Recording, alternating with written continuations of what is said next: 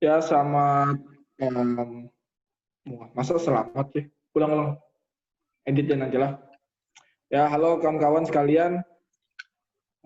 Perkenalkan sebelumnya, saya sendiri Muhammad Taufik Rahman, kemudian ada rekan saya, ada Irwan, bersama Jiki Ragamas, kemudian ada Oktora Setiano. Di sini kelompok kami akan memaparkan atau menjelaskan apa itu ekspresi reguler. Nah, ekspresi reguler itu bahasa-bahasa yang diterima oleh suatu finite state automata bisa dinyatakan secara sederhana dengan ekspresi reguler atau regular expression. Nah, ekspresi reguler selanjutnya disebut sebagai IR, memungkinkan menspesifikasi atau mendefinisi bahasa-bahasa. Nah, sebuah bahasa dinyatakan reguler jika terdapat finite state automata yang dapat menerimanya. Nah, ekspresi reguler memberikan suatu pola atau template untuk untai string dari suatu bahasa. Untai yang menyusun suatu bahasa reguler akan cocok dengan pola bahasa itu. Nah, di sini banyak masalah pada perancangan perangkat lunak yang bisa disederhanakan dengan melakukan pengubahan notasi ekspresi reguler ke dalam implementasi komputer dari finite state automata yang bersangkutan.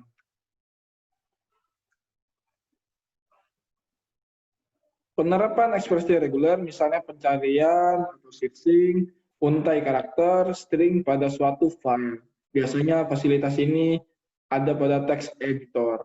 Dalam kasus ini dilakukan penerapan finite state automata pada untai-untai yang dapat dalam file tersebut. Contohnya ialah pembatasan data masukan yang diperkenankan. Misalnya suatu field masukan hanya menerima input bilangan 0 sampai 9. Nah, kemudian materi selanjutnya yaitu terkait PSA yang menerima bilangan integer tak bertanda akan dijelaskan oleh rekan saya yaitu Oktora Setiano. Mungkin dipersilakan untuk Oktora Setiano. Di sini saya akan menjelaskan tentang PSA yang menerima bilangan integer tak bertanda. Bila dalam bahasa Indonesia bisa dikatakan bahwa otomata pada gambar menerima masukan simbol input antara 0 sampai 9. Sedang ekspresi regulernya dinyatakan sebagai berikut. Oke, selanjutnya penerapan ekspresi reguler terdiri dari 4. Yang pertama yaitu dalam suatu kompilator, ekspresi reguler bisa diaplikasikan untuk melakukan analisis leksikal, yaitu mengidentifikasikan unit-unit leksikal yang dikenal dalam program. Yang kedua, unit leksikal ini biasanya disebut dengan token. Yang ketiga, token-token pada suatu bahasa pemrograman kebanyakan tanpa kecuali dinyatakan sebagai ekspresi reguler. Keempat, misalkan suatu deliver baik huruf besar atau huruf kecil yang kemudian diikuti huruf atau digit. Dengan tanpa pembatasan, jumlah panjang bisa dinyatakan sebagai huruf plus digit. Oke, selanjutnya, contoh otomata pada gambar 2 berguna mengenali identifier. Bila huruf A sampai Z, A, Z, dan digit berupa 0 sampai 9. Bila dalam bahasa Fortran dibatasi panjang identifier maksimal 6, maka ekspresi reguler untuk identifier pada Fortran bisa dinyatakan sebagai huruf plus digit. Pangkat 5. Dalam implementasinya, suatu finite state automata akan diterjemahkan menjadi kode dalam sebuah bahasa pemrograman. Di sini kita lihat contoh gambar dari PSA mengenali identifier. Oke, selanjutnya notasi ekspresi reguler yang akan dijelaskan oleh teman saya, Irwan.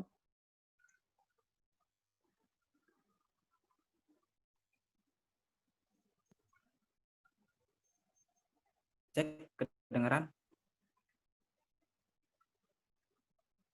Ya, di sini saya akan melanjutkan notasi ekspresi reguler. Yang pertama, karakter asterik. Berarti bisa tidak muncul, bisa juga muncul sehingga berhingga kali 0 sampai N.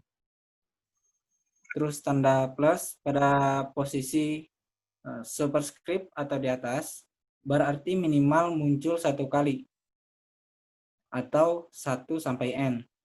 Misalkan AB bermakna seperti A titik B. Wan, kamera kamu tuh ketutup tangan kamu, Wan. Next. Ulangnya dulu. Oh iya, keulang kan. Ada yang bicara lah. Ini slide terakhir ya. Slide terakhir. Bujur ketutup muka tadi tuh, jangan pegang kamera. Ya, aku lanjut lah. Plus atau berarti unio. Terus poin keempat, titik-titik berarti konkatensi, biasanya titik bisa dihilangkan, misalnya AB bermakna A titik B. Next. Hubungan IR dengan FSA atau FSA. Untuk setiap ekspresi reguler, ada satu non-deterministic fitment automata dengan transisi INFA IMOV yang ekivalen. Sementara untuk deterministic fitment automata, ada satu ekspresi reguler dari bahasa yang diterima oleh deterministic fitment automata. Sebenarnya, kita bisa membuat suatu non-deterministic fitment automata IMOV dari suatu ekspresi reguler. Bisa dilihat pada gambar 3 sampai 5. Yang perlu diperhatikan di situ adalah state akhir akan menandakan apakah suatu input diterima atau tidak. Nah, ini kita bisa lihat di gambar 3. NFA IMOV untuk IRAB. Kita lihat di situ ada Q0, Q1, Q2, dan Q3. Oke, selanjutnya akan dilanjutkan oleh rekan saya, Jiki Eragamas. Ya, untuk tentang gambar keempat, NFA IMOV untuk IRA kali B. Nah, gambar di sini dijelaskan bahwa Q0, Q1, Q2.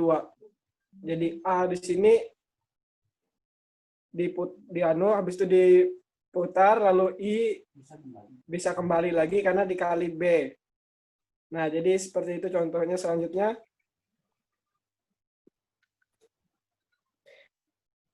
NFA IMOV untuk IR A B.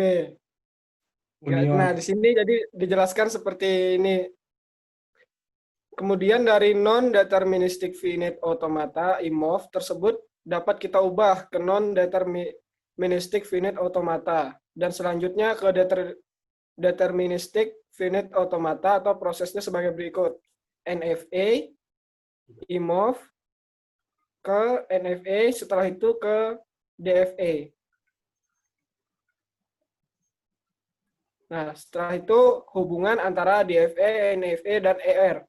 Hubungan antara non-deterministic finite automata, deterministic finite automata, dan ekspresi reguler bisa digambarkan seperti gambar berikut ini. NFA, setelah itu ke DFA, setelah itu ke ekspresi reguler, lalu ke IMEF, dan kembali lagi ke NFA.